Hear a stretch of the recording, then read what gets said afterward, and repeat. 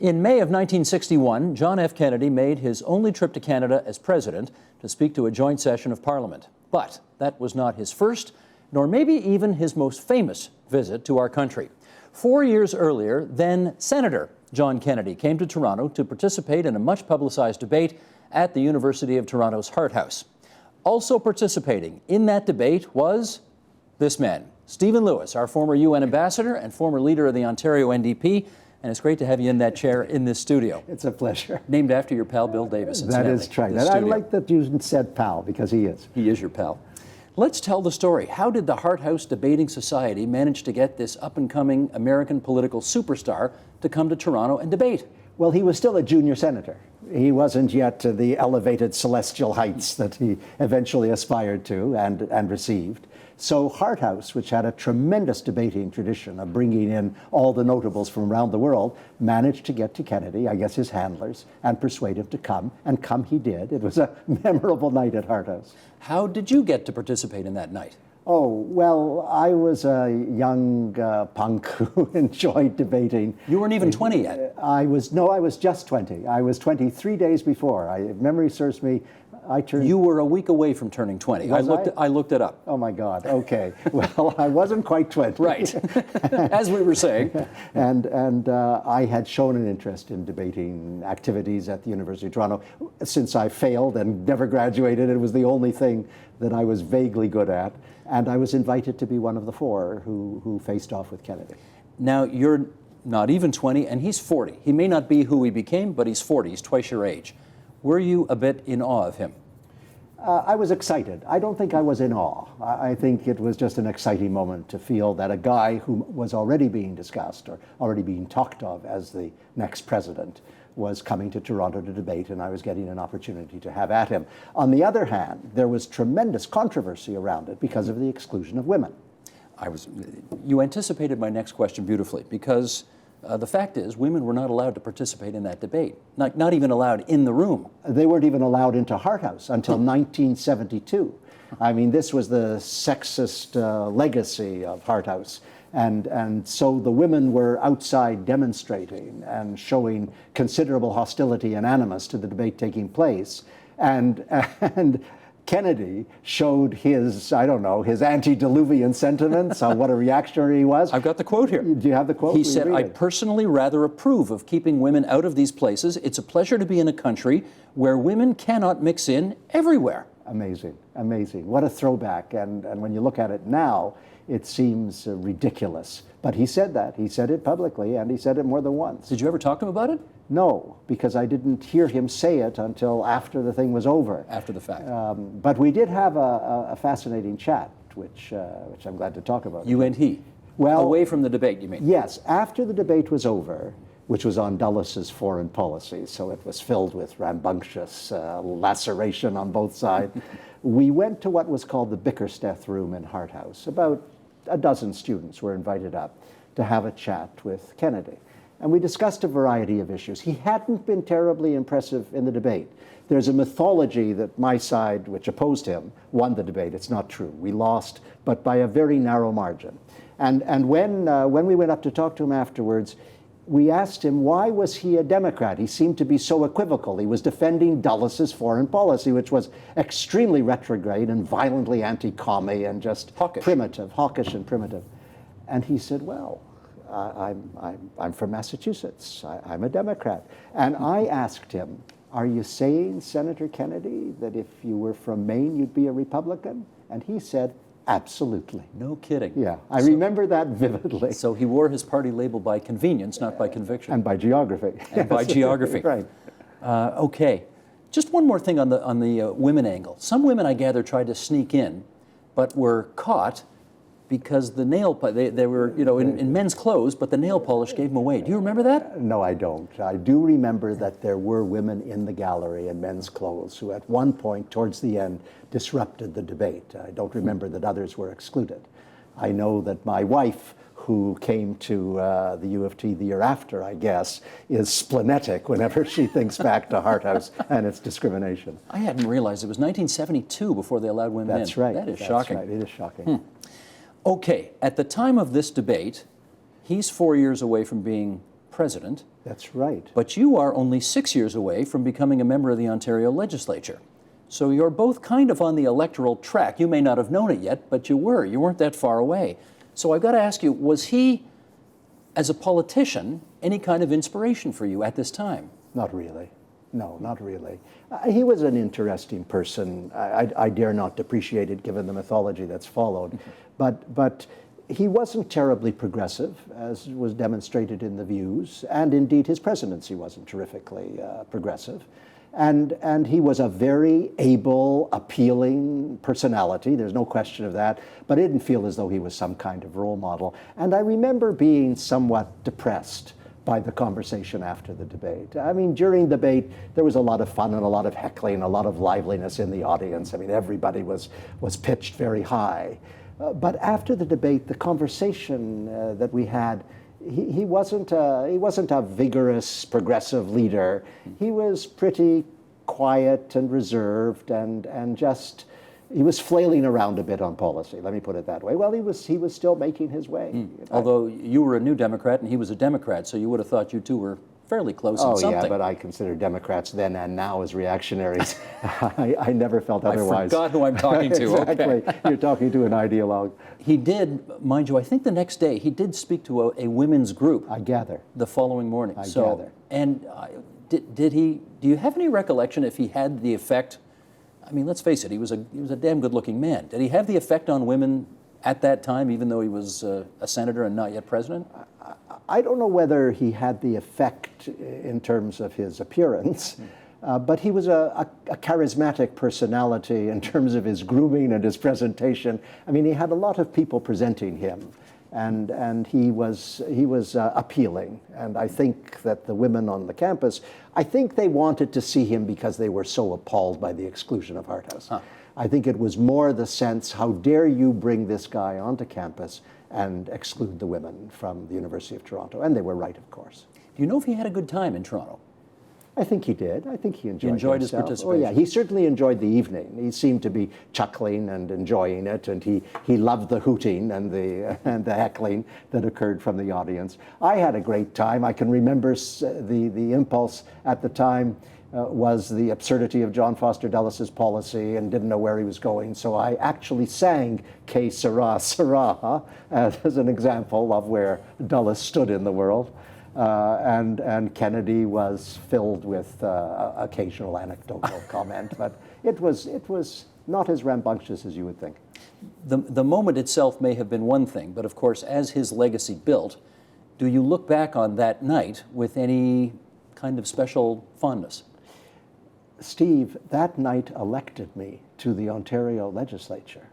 When I ran several years later in 1963, in fact it was almost exactly as you say, 6 years later, when I ran, on the front cover of my campaign literature was a picture of Stephen Lewis pointing his finger at John F. Kennedy, who seemed to be in intense conversation.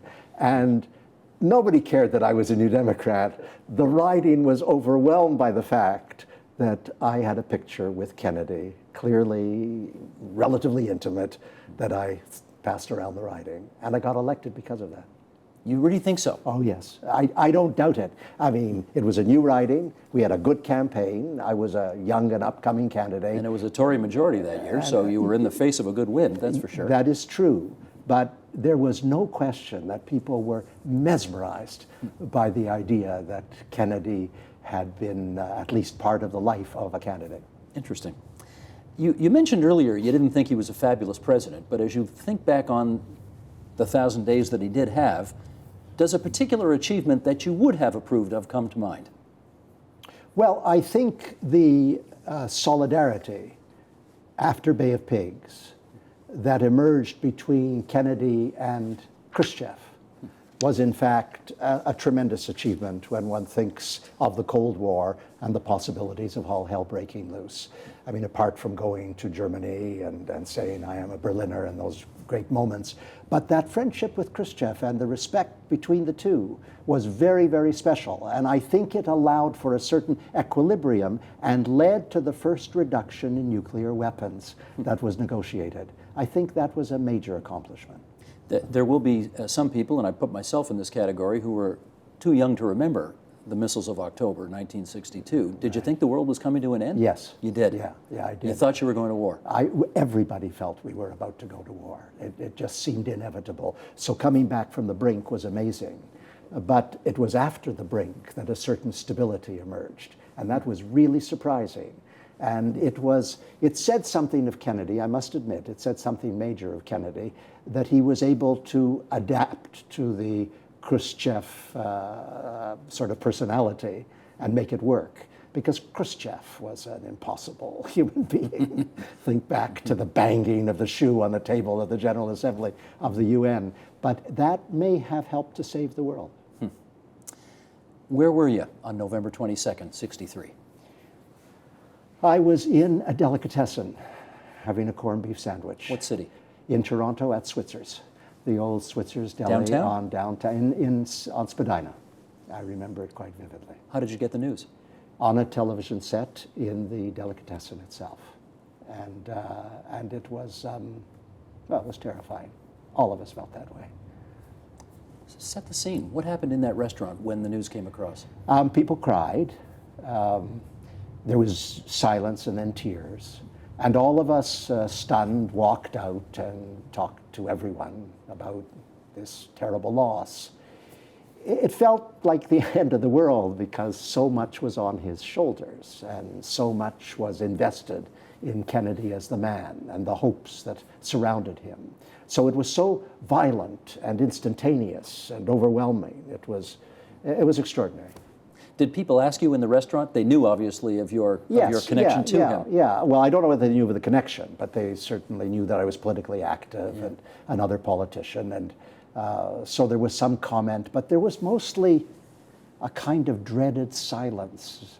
People were muted. They were afraid to say things. Everybody was so clutched about what had happened. No one knew how to parse it, how to think about it, how to explore it. I mean, it was a moment of sort of gripping paralysis. You watch this kind of thing, and you're so stunned. You're stunned into a kind of inertia.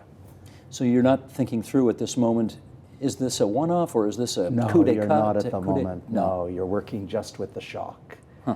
I was amazed when John Kerry said rather recently that he wasn't sure that it was a one-off. I thought that had been decided. I'm not given to conspiracy theories except about conservatives, but not about the incident. Well, his niece, Kathleen Kennedy Townsend, was on TV the other day and was asked, do you think Lee Harvey Oswald acted alone? And she said, I don't know. Yeah. And you're right. Secretary of State John Kerry did say that he wasn't convinced that Lee Harvey Oswald acted alone. Do you have any thoughts on it? No, not really. I think he acted alone. I was persuaded by the Warren Commission. I think inevitably these things are, in these days where the CIA and the FBI and all of the secret agencies around the world are spying on each other and evoking or accelerating dirty tricks, it's, I suppose, possible in this atmosphere to think back and wonder whether there wasn't a conspiracy. I don't really believe it. You're satisfied that based on what you know, Lee Harvey Oswald acted alone? Yes, that you had a maniacal lunatic, deeply, deeply disturbed, who acted alone. That's my inclination. Ever been to Dallas? Oh, yes, God, yes. Been to the spot? Yes, not so long ago, as a matter of fact. And what was your feeling when you went to Dealey Plaza? You know, it was a feeling of just encountering history. I didn't feel, my God, this is a memorable moment in my life. I just wanted to see it. I visited other spots that have more to do with my Jewish inheritance in Berlin and elsewhere, where I've had clutched moments which go right to the heart and the viscera. There, I was an observer. I felt sad. You know, this is a fascinating place, the Knoll, but beyond that, I didn't feel any intense emotions. My God, the people watching this interview are going to wonder what kind of stunned fool is he. But it was more an interesting observation than it was an intense feeling. All these years later, why are we still so fascinated with what happened to this man? It's since Lincoln, it's the assassination of a president of the United States who appeared to be doing reasonably well, was the hope of the world. It was so abrupt, it was so startling, it was so out of character with everything that we know. Nowadays, assassinations and putches and all of the like are commonplace in this world. Then it was so unusual and so terrifying that we're fascinated by it. And there is the legacy. I sometimes think it's a touch inflated, but there is the legacy that people hold on to very strongly. It's interesting that, to me anyway, it's interesting that his life is being re-examined now by thoughtful commentators, not by people who are antagonistic. And the way the life was led and what was achieved is seen as slightly less impressive than it was at the moment. Yeah, Kennedy never shows up on those lists of the greatest presidents ever. That's right, oddly. But, well, you say oddly, but you didn't... Well, because there was around him such an aura Yeah. of extravagance and of meaning and of importance. There's that line that, I think it's Pierre Salinger, no, now that I say it, it might not be. Pat Moynihan, sorry. Pat Moynihan, who at the funeral, when is confronted by somebody and says, you know, we're never going to laugh again. And Moynihan says, we will laugh again, we'll just never be young again. Did you have that sense after the assassination? I'm not a raw emotional person. That's no, not so true. I've seen you in circumstances where you are a raw emotional person. When I'm viewing the Rwandan genocide Sure. and speaking to the women who were raped, when I'm in homes of people with HIV and AIDS who are dying in my presence, yes, I feel an emotional rawness that sears the soul. But I felt about Kennedy a sadness, a terror at what had happened, a concern about what would follow him, but not the kind of emotional intensity that many others did. I think it's partly because of being kind of sullied by socialism.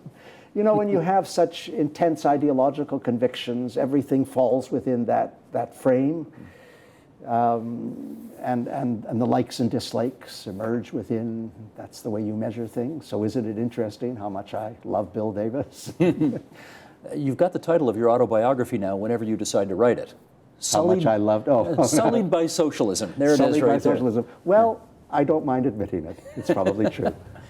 All right, then in our last minute here, tomorrow is the anniversary.